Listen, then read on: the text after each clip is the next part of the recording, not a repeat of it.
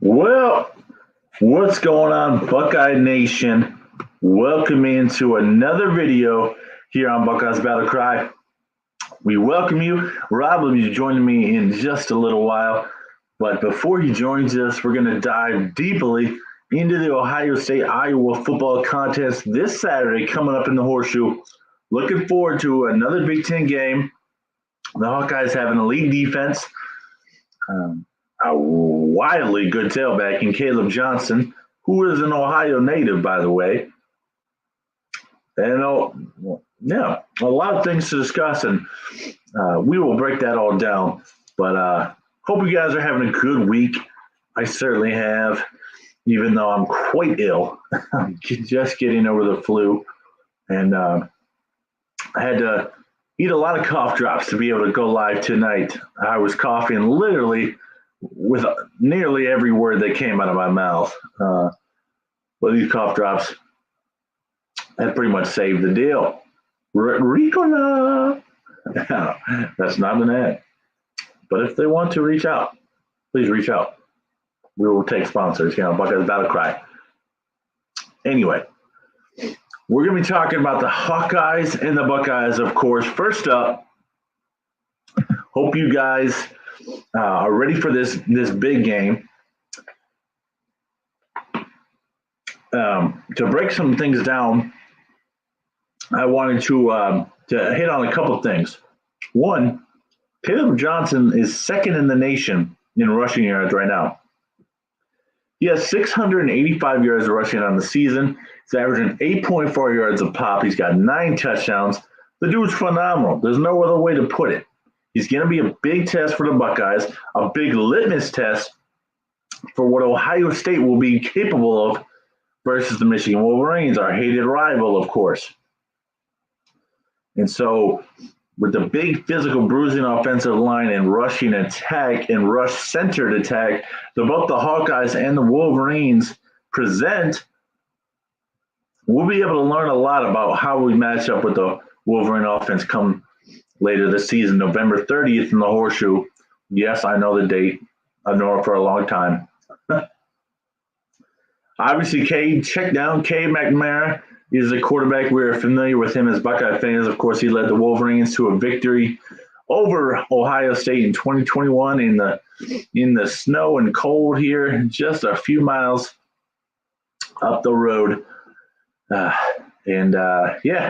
Broke the 8-year winning streak versus the Wolverines. But Cade McNamara never actually started a game in the Horseshoe. He was probably on the travel roster for the Wolverines, but now he's with the Hawkeyes, and he's the same quarterback, if not worse, because he's playing in a worse offense. Cade McNamara, 3 touchdowns, 2 interceptions on the season, just a paltry 588 yards passing so far. That shouldn't surprise anyone. The Hawkeyes are not a passing offense. They're run first. They always have been under Kirk Ferentz and always will be under Kirk Ferentz. So make no mistake, they run first. They pass their tight ends. 3 out of the top 5 pass catchers in the Hawkeyes offense are tight ends. That really shouldn't surprise anybody. They're known as tight end university.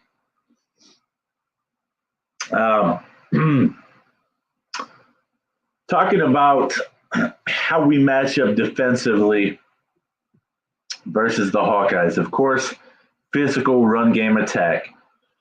How do the Buckeyes shut that down with running a 4-2-5 scheme and only 2 linebackers in the box, only 6 defenders in the box compared to the normal 7 that almost every Ohio State fan grew up with a 4-3 scheme defense? But Jim Knowles brought in the 4-2-5 3 years ago now, and it's been an adjustment period. Larry Johnson and him, I hear, do not get along well. Larry, he wants to use his defensive ends and recruit elite defensive ends who are elite at not only stopping the run, but getting the quarterback and taking them down. Jack Sawyer and JT Tuiolomalu, they were supposed to be that, but in the 4-2-5 scheme, it is a secondary-based defense. It is not focused on the on the edge rushers. Now, we still got Edric Houston to commit somehow. I'm not sure how. I'm thankful. Most likely because of his size, he'll slide in at D tackle instead of edge. He's just not quite long enough maybe to play edge at the collegiate level. But we'll find out where Edric Houston slides into things. But anyway, getting back on task and getting back on point here, of course. The Hawkeyes attack is pretty simplistic, but it's very disciplined, just like their defense is as well. Excuse me, I might need another cough drop. But yeah, very simplistic, very disciplined offensive attack with their running scheme. Their offensive linemen know what to do on every single play. That's why you have to play gap sound and fundamental defense. Your linebackers cannot choose the wrong hole. They've got to make the tackles on Caleb Johnson when they can. It's just the way it needs to be. They need to tackle him. They need to take him down. Now, an interesting aspect of this game is Luke Lachey, the son, excuse me, of Jim Lachey, former All-American offensive lineman at Ohio State, is our play-by-play announcer on the radio call, and his son is the tight end for the Hawkeyes. So, little father-son relationship there between the Buckeyes and the Hawkeyes. Obviously, Lachey wanted to go to Ohio State, grew up a Buckeye fan. His dad was a stud for the Buckeyes on the offensive line, but he went to the Hawkeyes, tight end U, probably a wise decision in the end. Ryan Day didn't recruit Luke Lachey. And so he went to probably the next best stop, Big Ten school at that, and the best school of producing tight ends. Michigan is a close second as well. And of course, with the way Iowa uses tight ends, we will be very familiar with Michigan using their tight ends in the same way. And so this game is really a huge litmus test for the Ohio State Buckeyes defense, because Iowa and Michigan's offense are very simplistic and very similar. Let's be honest about it. They just are. They use tight ends heavily. Colton Loveland for the Wolverines, Luke Lachey, among others, for the Iowa Hawkeyes, and a bruising rushing attack. That's what we're going to face in the Horseshoe in the same stadium, 7-8 weeks from now. Now, defensively, the Hawkeyes, excuse me, defensively, the Hawkeyes have taken a step back. Cooper DeJean is gone. The Hawkeyes defense is giving up 210 yards passing per game. That ranks 69th in the country. That is a big drop off from what the Hawkeye defense is used to performing. And I really think the Buckeyes are going to exploit that quite heavily and bludgeon it to death. We've got Emeka. We've got Tate. And, of course, the sensational freshman, J.J. Smith. Now, against that 69th ranked secondary, the Buckeyes better attack relentlessly and endlessly and continue to hammer that ball through the air with Will Howard, crossing routes. I want to see some deep shots connecting in this game. That's what I'd love to see. I really would love to see that. But we'll see what happens in the Ohio State-Iowa game this Saturday at 3:30. Defensively, the Buckeyes have some question marks. Sonny Styles and Cody Simon are our two linebackers, and they've been showing similar problems in coverage versus these inferior opponents that their predecessors, Steel Chambers and Tommy Eichenberg, did. Iowa's going to exploit that if they can. They're much more athletic than Steel and Tommy were, and so I'm very surprised they're lacking in coverage. It really doesn't make a ton of sense to me. It doesn't add up why they're struggling so much, but they're struggling in coverage. And competition is going to increase. So we need to see improved athleticism and decision-making. Sonny Styles is a brand new position. Of course, we brought in Caleb Downs and kicked Styles from safety to linebacker. He's a good enough athlete. He's a very smart individual. He should be playing quite a bit better than he is. But it's the eye thing, I think, for him. He's used to reading and diagnosing plays from the safety position. He's doing a lot closer to the line of scrimmage. He's getting mucked up a lot in the offensive line, and his eye discipline needs to be better for the Buckeyes to have success against Caleb Johnson and this fierce rushing attack that we'll face versus Iowa, excuse me, on Saturday. Of course, there are some other games that are of interest. I'm not really too worried. Staying on this game just for a second, I'm not too worried about Cade McNamara and the tight ends. Ohio State defense is more like an umbrella defense, keeping everything in front of you, limiting big plays, doesn't force many turnovers, but it literally keeps everything in front of them. No big plays allowed. And that's proven true, especially last year. In Noel's second year in this game, he was improved. We didn't allow a single pass play of over 20 yards, and we're not going to allow one on Saturday versus the Hawkeyes either. Let's just be real. Moving on to another game of interest, of course, to Buckeye Nation. It's a rematch of the national championship game. Now, this game has lost a lot of luster. The Big Ten was smart in scheduling it, despite both programs getting two new head coaches. Jim Harbaugh, of course, fleeing to the NFL and taking a lot of his staff with him. Jed Fish came from Arizona, a high-flying offense. He got Will Rogers out of the transfer portal. He's been very effective for the Huskies offense. 10 touchdowns, 0 interceptions. Just phenomenal there. But this matchup is so different than last year's national title game. It just is. I mean, daggone. The Huskies are already 3-2. Wolverines are 4-1, got pants at home. Not looking competent at all on the offensive side of the football. Alex Orji enters his first road game of the year. What are we going to see from him on the road if that's what he performed like at home? It could be really ugly and really bad, and I'm kind of expecting that. But here's the thing. With a young quarterback that's starting, or an inexperienced one, he is both. That's a bad recipe, one. But two, they're going to limit his throws. He's definitely not going to throw the ball more than 15 times, unless they get down early, of course, and they're forced to pass.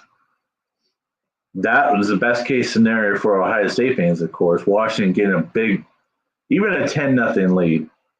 But realistically, a 14-0 lead would force Michigan out of the game plan and make Alex Orji throw the football. And if that happens, Wolverines are in trouble. Orji, his footwork, his decision-making, his eyes, they're just not where they need to be for a Division I quarterback, an FBS quarterback, if you will.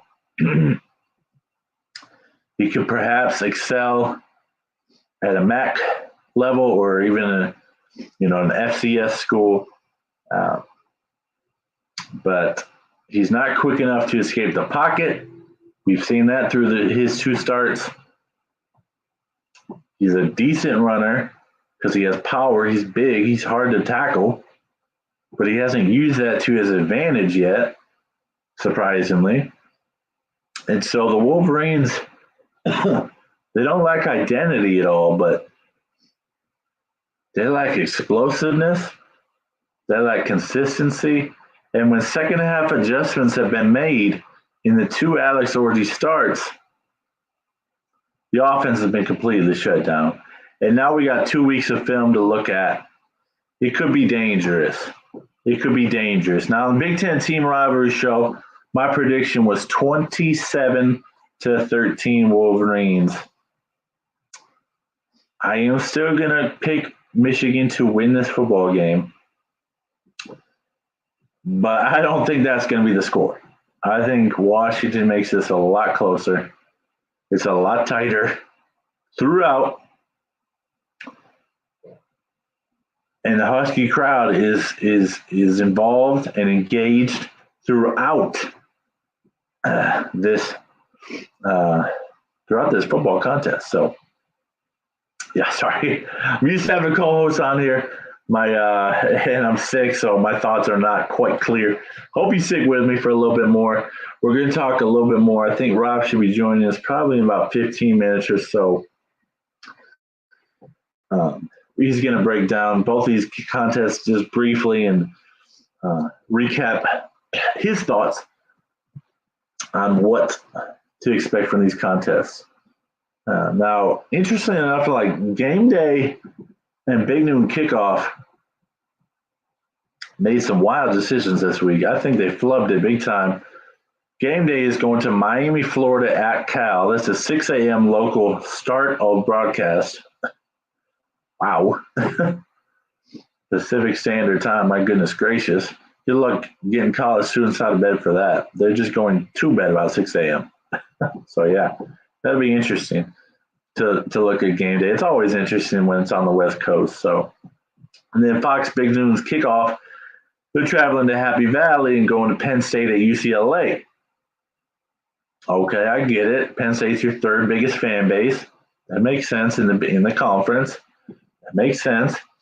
But yeah, just interesting decisions for Fox and for game day on where to go this week. But yeah, I do have Michigan prevailing. Unfortunately, I hope I'm dead wrong. I hope I am. Joel Klatt picked 24-17 Huskies get their revenge, but in a much less important game. So much less on the line. It really sucks that Washington couldn't formulate a competent game plan and play to their best of their abilities. But Michigan's defense was elite last year, and we all know that. Sanders still is gone, though. They still got Will Johnson, who's making plays. He's definitely going to be a first-team All-American this season. After a shaky start in the Fresno State game, of course, got picked on for 98 yards and a tutty. But yeah, Will Johnson's bounced back and he's made a couple pick sixes since then. And then, of course, Mason Graham's doing Mason Graham things. But the Huskies, they lost a lot of firepower with Penix leaving. Their star wide receivers left the program. Odunze is off to the NFL. The other one is off to the NFL. I can't remember his name.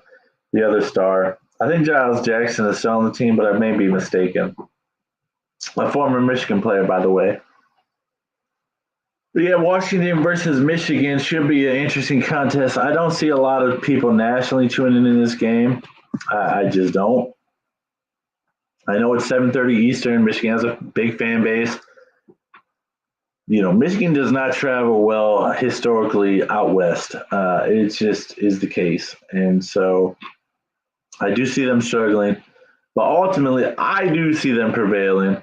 Most of my buddies do see Michigan losing. And gosh, I hope that's the case. I mean, they'll be 4-2. Already have a Big Ten loss. That'd be wonderful from a Buckeye perspective. Of course, we'd love to see the Wolverines suffer a second loss in the first half of the season. And then, of course, the Wolverines get a bye week after this football contest out in Seattle, and they try and regroup and try and make one last ditch effort at the playoffs. And we'll see what the Wolverines are capable of offensively. As more tape gets out there of Alex Orji and what the offense is with him as a quarterback, though, defensive coordinators are not dumb. They will learn what worked well in the second halves of both the Arkansas State and the USC game. Excuse me. Wow. Still pretty sick. They will learn and they will apply those things themselves in the first half of these games. Kirk Campbell for the Wolverines got to get really creative. I haven't seen creativity from him yet. He's not moving Donovan Edwards around.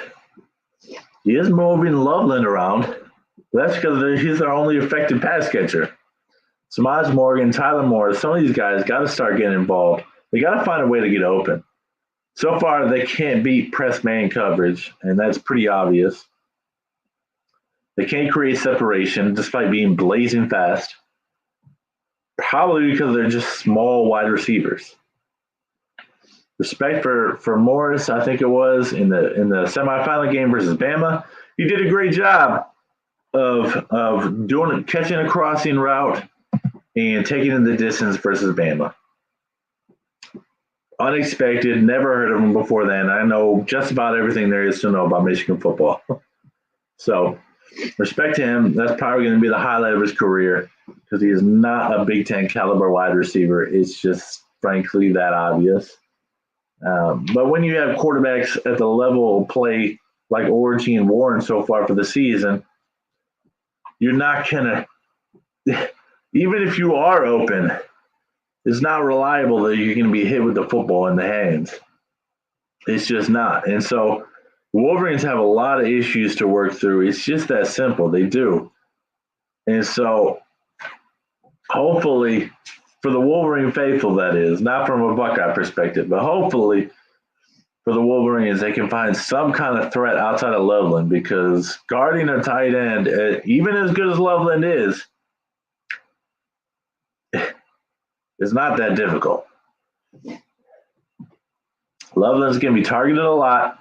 You're going to have a lot of safe throws for Orji. You're going to be under 15 throws, a lot of check downs, a lot of slants, a lot of out routes, quick out routes, by the way. Crossing routes, of course.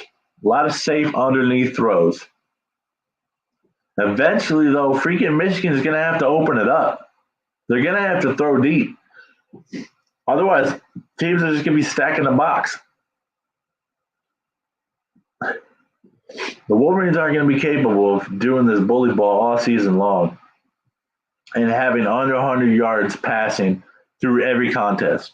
J.J. McCarthy, despite what a lot of people thought, was a pretty big part of a balanced offense last year for the Wolverines. He bailed them out of a lot of third and longs. They don't have a quarterback that can do that this year. They just flat out don't. And so I do see the Wolverines winning, unfortunately. It disgusts me to pick that, but the more and more I think about it, the more and more I talk about it, my pick of 27-13, I'm really not that confident in it.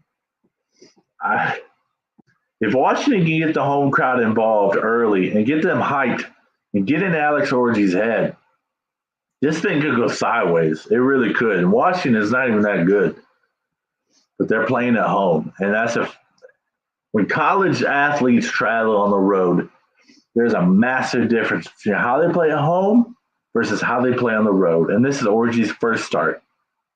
I'm not that confident in his abilities. I'm not that confident in his footwork. I'm not confident in his mechanics. I think he's a below average quarterback. I'll say that to be nice. But yeah, Michigan Washington is going to be an interesting one. Now, a subject I wanted to touch on before Rob joins me here. This just dropped today. All right, so NIL is now legal in high school. At least in the state of North Carolina it is. And I got to talk about it. I dropped a video on this on the channel 4 months ago. Now, I said it would be within the next 10 years.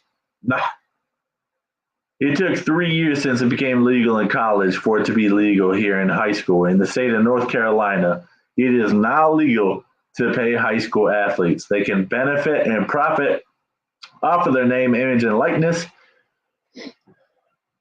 It's crazy, man. Who could have ever thought? Now, I know people are making buckets of money off of high school athletes in soccer, in football, in basketball, AAU. I mean, they're making even children. You know, sports is just, it's a part of American society. It has become part of this, probably far too big, but hey, who am I to talk about? I got a college football channel. So, you know, we worship it, and my goodness gracious, man, I don't know what to think about high school athletes getting paid except disgust. You know, I know some people might have various opinions, and I've seen, honestly, most people defending this, and that just shocks me. I mean, I don't understand how that's possible, how that viewpoint is possible, but everybody has different viewpoints on life and different viewpoints on money and how to make money and what's fair, what's not fair. high school athletics is the peak of amateurism for most athletes in the United States. That's when I stopped playing. I'm 6'5", but I did not get any scholarships for basketball to go play in college anywhere. I did get looked at by community college, but not nothing that would have paid my bills. So to think that high school athletes now can profit off that. I mean, think of LeBron James. He got how much he could have made. He's a billionaire as it is, but he could start making his money in high school. I read a comment. He got a Hummer back in high school from a local dealership in Ohio, and in Akron, in his hometown. And so he was driving that to high school. And if you went to high school in the early to mid 2000s, the Hummer was the vehicle to have. It just was. It was the coolest one. And he got hooked up. And so anyway, this stuff is coming. You're going to see, of course, the superstars, the 4- and 5-star athletes benefiting. Of course, you're going to see that. You're also going to see some obscure athletes that are going to D1 as some smaller sports, perhaps get some local commercials, local ads, things of that nature where they can benefit, make some money.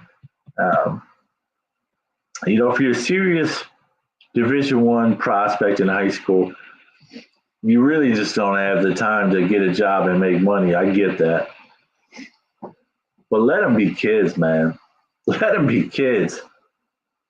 It's pathetic to me. It truly is pathetic to me. The high school athletes cannot profit off their name, image, and likeness. It's just the way it is. It's the way society is. I get that. I'll accept it. I know I'm only 35, but daggone it, man. I'm a boomer at heart in terms of tradition, in terms of history. With athletics, these just things, they irk me a little bit. And I was very slow to come around on the NIL for college athletes.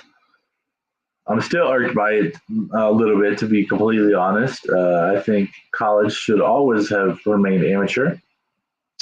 The Ivy schools and the University of Chicago had it right and did it right by leaving the NCAA, seeing that all this would come in the future as the popularity of the sport increased.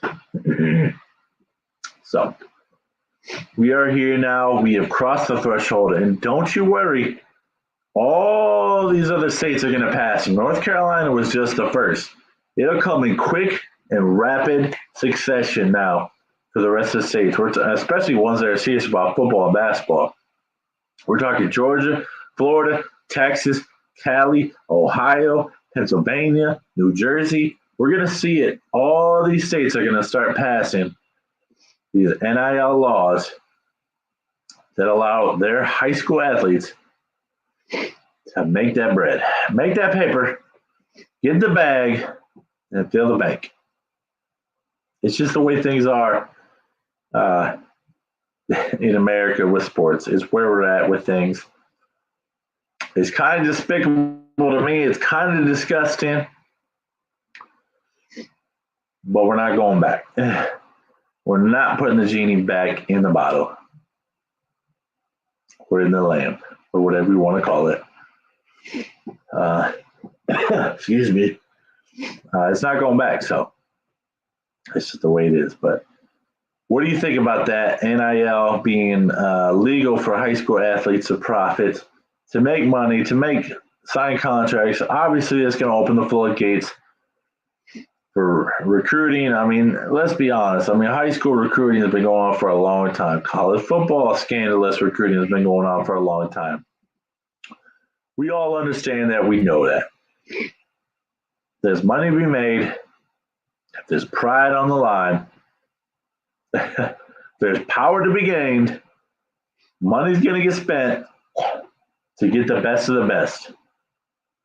It's just reality. And so we'll see that cross the state line, certainly in the South Carolina.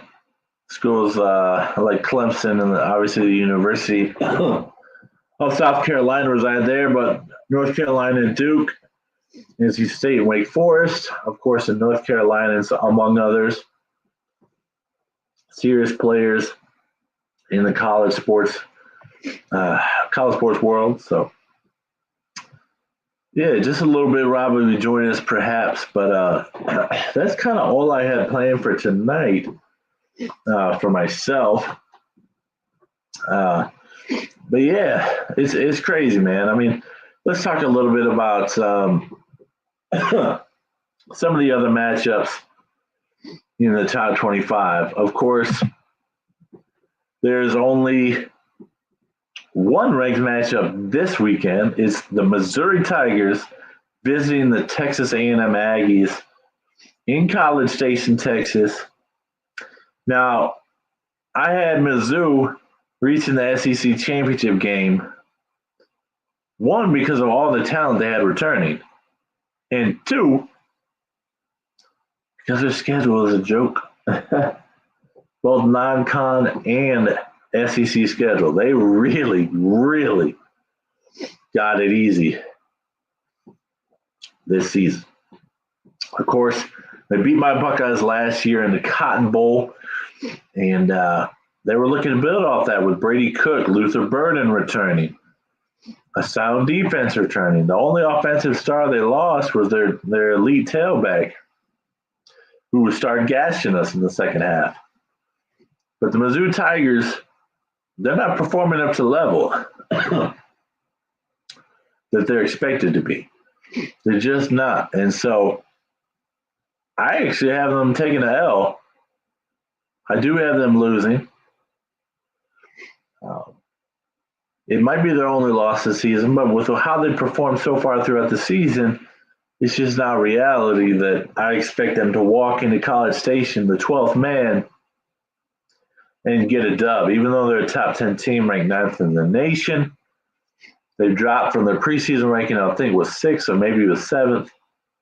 But the performances have been lackluster. I climbed back up a few spots this week because teams above them lost. But they look lackluster in their performance. They are undefeated. I know the Aggies let Notre Dame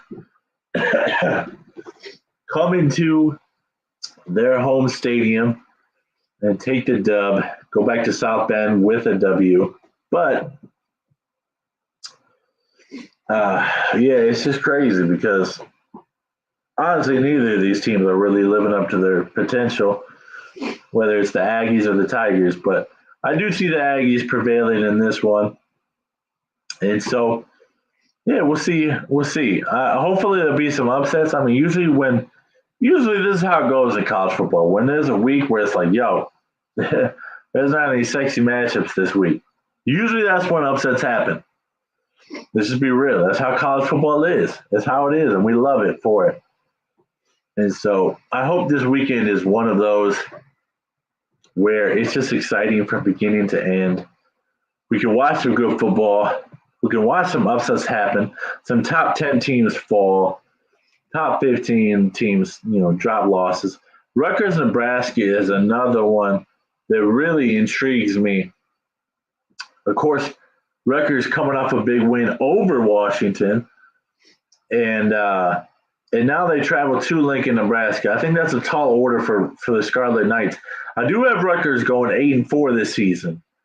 I'm really bullish on Greg Schiano and what the roster that he's compiled in Piscataway. I think it's impressive what he's doing at a program like Rutgers. I do not see Rutgers winning this game. However, I think Nebraska bounces back because it's at Memorial Stadium. The Huskers get the W, handing Rutgers their first loss of the season. I think it will be another very close, very tightly contested football contest, just like Illinois and Nebraska a few weeks back now.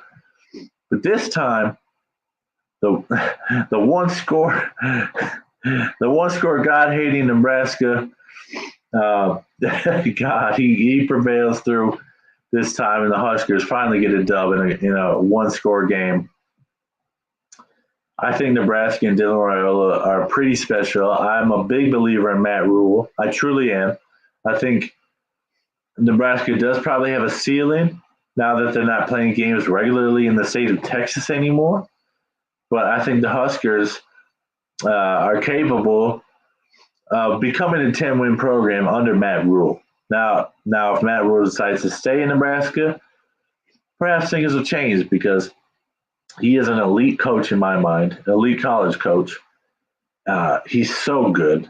I mean, he convinced Dylan Raiola to come to the cornfields of Lincoln. Now, Lincoln's kind of a cool town. I've driven through there a few times, but there's nothing else around it. And so, I don't know. I mean, Dylan Raiola is a special player. He's only going to get better. Buckeye fans are going to see him in the Horseshoe in a couple weekends. It'll probably be the only opportunity to see Dylan Raiola in Columbus in his 3 years because he will only be here 3 years. You know, he's so polished as a passer. It's really remarkable. He's already the superior quarterback in this particular matchup. Kelly Ekmanis for Rutgers. He's an improvement from what Rutgers has had in the past, but not a big one. And they did steal him from Minnesota, of course. But I think because of the talent of Dylan Raiola and it being in Nebraska, the Cornhuskers do manage to get the W. Now let's talk about the Indiana Hoosiers for a little bit. IU, I might be mistaken. Now, let's be real. They have not played anybody. But I think they're leading the nation in points per game. They play Northwestern this weekend. They're not going to be slowing down. Let's just be totally real about it. Hoosiers and Kurt Cignetti, formerly of James Madison University at the FCS level, consistently competing for national championships, winning one of those national championships with the Dukes. Cignetti, of course, called out Ohio State and Michigan famously, as well as Purdue, and he said they all suck. So I kind of like him for that. That's pretty cool. He's got some spitfire for a little program. Obviously, I use a basketball school, but he's trying to change the culture. This is a home game. IU is 5-0 for the first time since 1967, their Rose Bowl season. And they're going to be 6-0. Let's be completely honest. They are going to be 6-0 after they crush a struggling Northwestern program. They will advance to 6-0, and that's just the reality of the situation. Now, the schedule gets a little tougher from here on out, of course, but yeah, it's just the way it is. So Hoosiers going to roll. There's not too many other huge, must-see games. No, I take that back. Michigan State at Oregon. Friday night. A contest I can't wait to watch. Let me talk to you about that one a little bit. Jonathan Smith came from Oregon State, of course. He knows the Duck program well. Excuse me.